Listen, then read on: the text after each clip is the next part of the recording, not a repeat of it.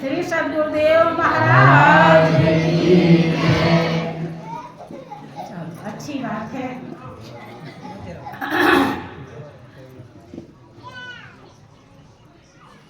जब मीरा को कसौटी मिलती है तो भगवान काले नाग के रूप में आते हैं। मीरा को पहचानने में देर नहीं लगती है। फूल से जब यह माला, नाग से जब यह माला बनी फूल की, उस समय परिचय सनम तेरा मिल गया। जब वो नाग फूल बन गया तो मीरा जान जाती हैं कि ये नाग कोई कोबरा नहीं, ये प्रभु। ऐसे ही आपके लिए भी मीरा इसी कलयुग में आई थी, सतयुग में नहीं। कबीर कलयुग में आए थे। लेकिन आप कभी लोग क्या कहते हैं, अरे ये इतनी सच्ची बातें सतयुग में था, त्रेता में था, इस कलयुग में। अरे चारों युग हरदम रहता है। आप किस युग में रहते हो ये आपके ऊपर निर्भर करता है। आप कलयुग में रह रहे हैं या त्रेता में रह रहे हैं या द्वापर में या सतयुग में, चारों युग हरदम आपके साथ रहता है। कभी किसी युग में रह सकते हैं। ये नहीं कि वही जब आया था तभी था, हरदम रहता है। आपके ऊपर निर्भर करता है कि आपने कौन से युग को अपनाया है। तो सूरदास के लिए भी इसी प्रकार से प्रसंग है। जब तक आप ध्यान दीजिए, सूरदास के लिए भी जिक्र आता है कि वो इतने बिगड़े इंसान बताए जाते हैं कि कहीं भी कोई बहन बेटी उन्हें देखने में अच्छी लग जाती थी तो वहीं खड़े हो जाते थे। कोई पूछता था कि आप क्या देख रहे हो, तो कहते थे मैं तुम्ही को देख रहा हूं। कि क्यों? कि तुम अच्छी लग रही हो। कोई कुछ कहता था, कोई कुछ कहता था। कौन अच्छा कहेगा? एक दिन का प्रसंग है कि वो एक कुएं पर एक सुंदरी पानी भर रही थी।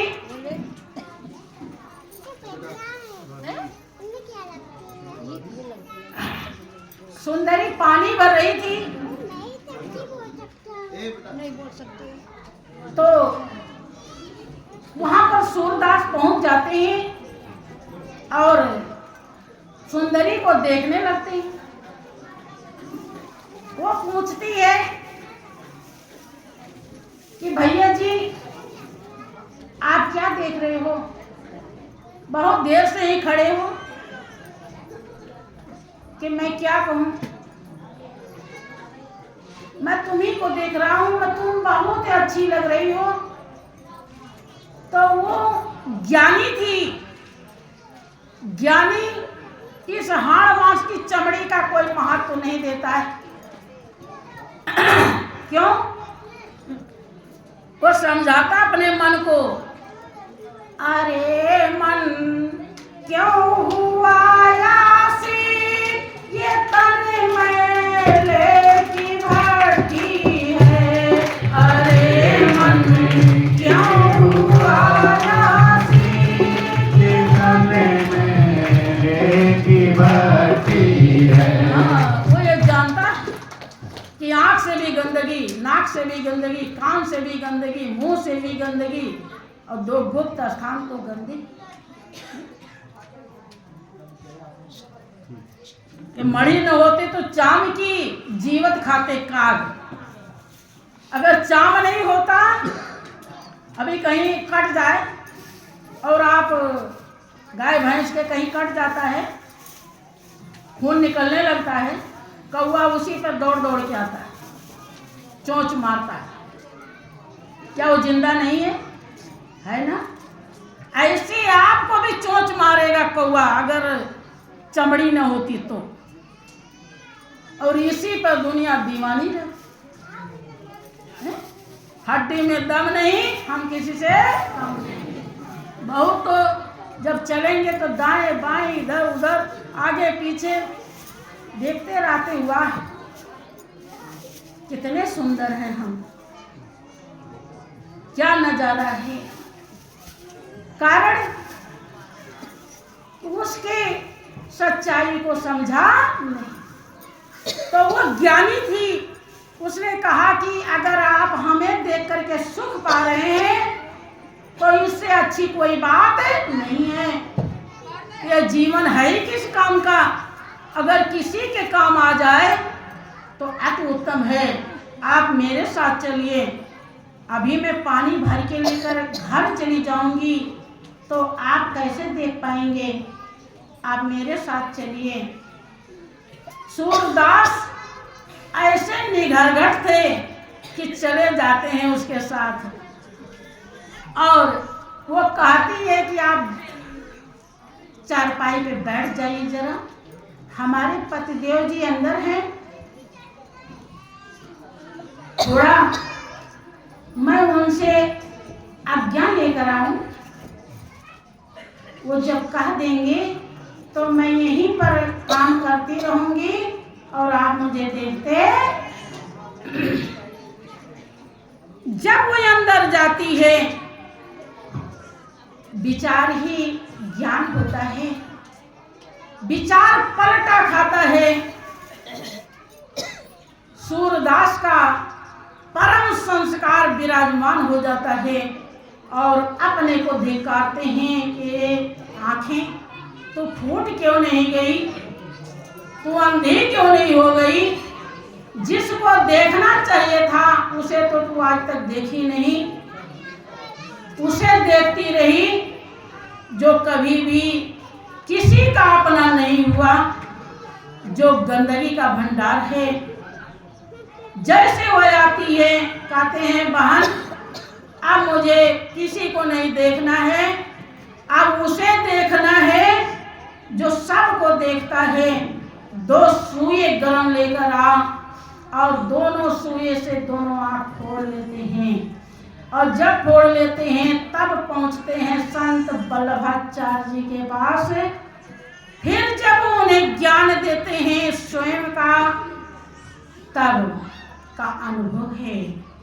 इसी तरह सूरदास जिनकी अद्भुत प्यास, इसी तरह सूरदास जिनकी अद्भुत प्यास, ऐसा नैनों में नशा था हरि नाम का, ऐसा नैनों में नशा था हरि नाम का।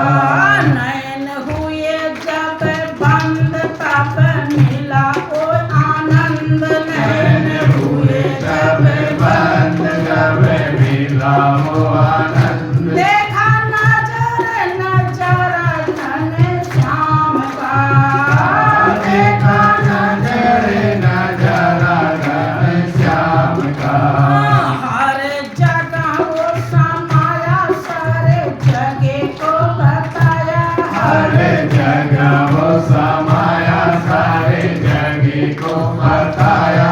आई आँखों में रोशनी जग ज्ञान की, आई आँखों में रोशनी जब ज्ञान की, सारी धुल गई काई अज्ञान की, सारी धुल गई काई अज्ञान ज्ञान की, जर्रे जर्रे में है झांकी भगवान की, जर्रे जर्रे में झांकी भगवान की।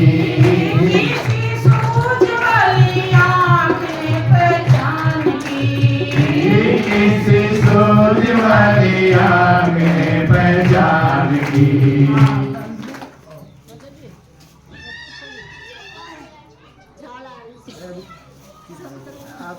श्री सच्चिदानंद भगवान भगवान की जय।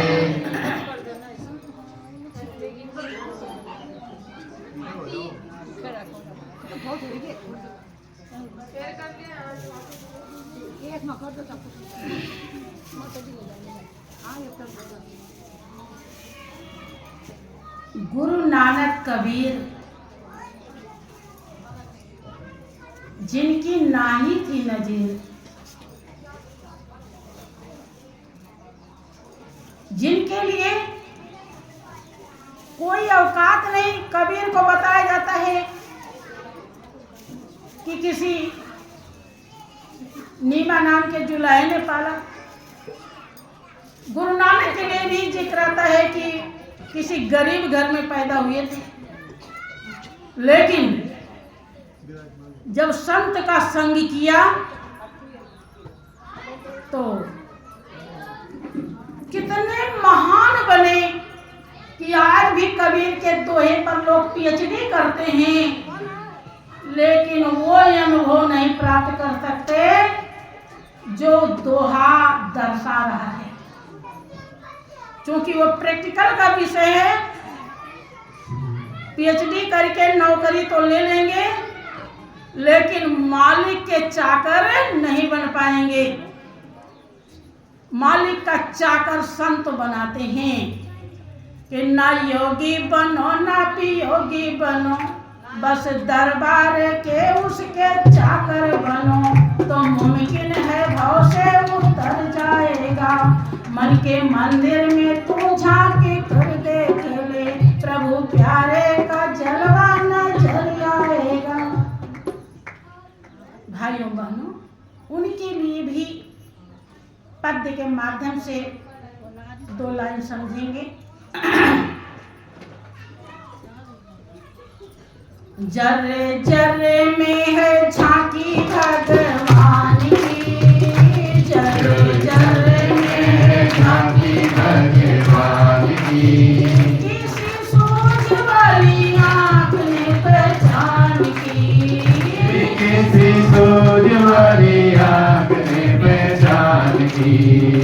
गुरु नानक कबीर जिनकी नाही थी नजीर, गुरु नानक कबीर जिनकी नाही थी नजीर, देखा पत्ते पत्ते में निरंकार को, देखा पत्ते पत्ते में निरंकार को, नजदीक और दूर वही हाजिर हुजूर, नजदीक और दूर कोई हाजिर हुजूर। यह सार समझाया संसार को, यह सार समझाया संसार को। नथा सिंह ये जहान नगर गाँव बियाबान, नथा सिंह ये जहान नथा सिंह ये जहान नगर गाँव बियाबान, नथा सिंह ये जहान नगर गाँव बियाबान। मेहरबानियाँ है उस मेहरबान की, मेहरबानियाँ है उस मेहरबान की। सारी चीजें हैं एक ही दुकान की, सारी चीजें हैं एक ही दुकान की। हाँ, जर जर में है झांकी भगवान की, जर जर में है झांकी भगवान की, किसी सूझ वाली आँख ने पहचान की, किसी सोच वाली आँख ने पहचान की। सज्जनों, वो सूझ वाली आँख आप सभी लोगों के पास है, और खास तौर से उस आँख को खुलवाने के लिए जिंदगी मिली है। ये जिंदगी रोग भोग के लिए नहीं मिली है कि भोग भोगने हम आए थे, भोगों ने हमें भोग लिया। पूरे जिंदगी भर अब ये मिले तो आप सुखी हो जाएंगे, अब मिले तो सुखी हो जाएंगे। दुख दूर करते करते हम ही दूर हो जाते हैं, लेकिन दुख दूर होता नहीं।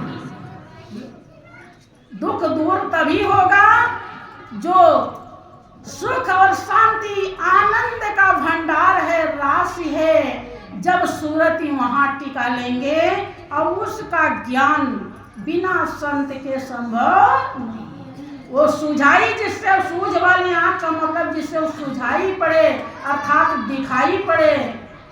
आंख ये जो मिली है ये चर्म चक्षु है, चमड़े की आंख है, ये दुनिया देखने के लिए मिली है। दुनिया को बनाने वाला दिव्य है, अनोखा है, उसको देखने के लिए भी दिव्य आंख चाहिए, अनोखी आंख चाहिए। देखो आप लोग के पास आप मथुरा वृंदावन चले जाते हो, परिक्रमा कराते हो, भगवान कृष्ण की वहां मूर्ति दिखाई पड़ती है,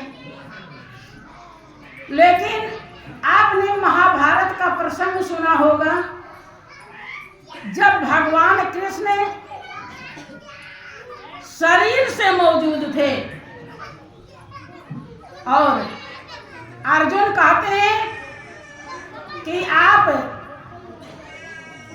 रथ को दोनों सेनाओं के बीच में ले चलो, जहां से मुझे पता चले कि किससे लड़ना है। सारथी बने थे भगवान कृष्ण। आज तक सारथी वही है, लेकिन ज्ञानी समझ सकता है। हाँ, बाहर से किसी के सारथी नहीं है, अर्जुन के बाहर से भी सारथी बने थे। तो अर्जुन जब देखते हैं कि ये हमारे सब सगे संबंधी हैं, कृष्ण कहते हैं कि ऐ अर्जुन, इन मारो आतताइयों को, इन्हें मारना ही धर्म है। अर्जुन को एक बात समझ में नहीं आती कि ये तो मेरे सब सगे संबंधी हैं, ये क्या बात है, इन्हें मार करके राज्य ही तो मिलेगा, और राज्य मारने पर मिले तो फायदा क्या है। वो मोह पैदा हो जाता है। कहते हैं इन पर हथियार मैं नहीं उठाऊंगा, भीख मांगकर भोजन करना पसंद है, लेकिन इन्हें मारना पसंद है। अर्जुन ठीक कह रहे थे, लेकिन कृष्ण क्या कह रहे हैं, अर्जुन मारो ही ना, आतताई आतताई है ये। तो कौन सही कह रहा था, अर्जुन के कृष्ण? हाँ, नहीं समझे हो तो समझ लो। जो अर्जुन को लाठ के घर में जलवा सकता है, क्या वो भीख मांगने देगा? जो भीख मांगेंगे तो जिंदा रहने देगा? हाँ, इसीलिए क्योंकि आतताई जिस दिन मर जाएगा उस दिन से आतंक बंद हो जाएगा।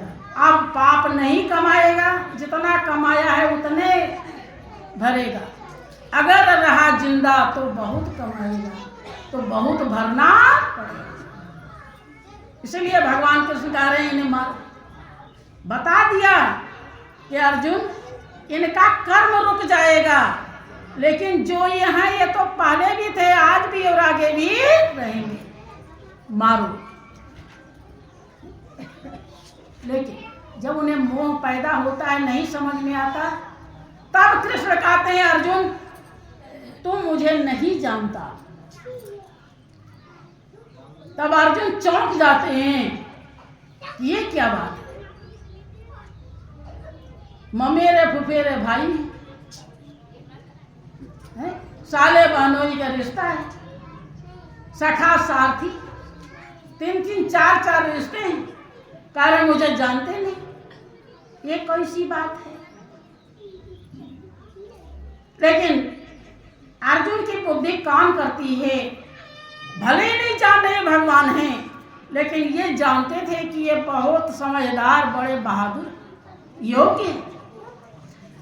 तो उनका ख्याल आता है कि अगर ये कह रहे हैं कि तुम मुझे नहीं जानता, तो ये जो हैं ये जानते भी, जना भी सकते हैं। अर्जुन चरणों में गिर जाते हैं, कहते हैं कि आप अपने को मुझे जना दीजिए। तब कृष्ण कहते हैं कि ना तुम मांसट से दृष्टि उन्नयनो सोचुषा दिव्यं ददान्ते चक्षु पश्मे युग नेत्रम। तुम मुझे इन चर्म चक्षुओं से नहीं देख सकता, मैं तुझे दिव्य नेत्र देता। अब विचार कीजिए, जब वो सामने मौजूद है और फिर भी दिव्य नेत्र की जरूरत है, तो आज तो वो मौजूद भी, तब जरूरत है कि नहीं? हाँ, बिना उस दिव्य नेत्र के कल्याण होने वाला। तो भाइयों बहनों, अब ज्यादा आप लोगों को नहीं परेशान करना है, तो बोलिए प्रेम से श्री सच्चिदानंद भगवान की जय।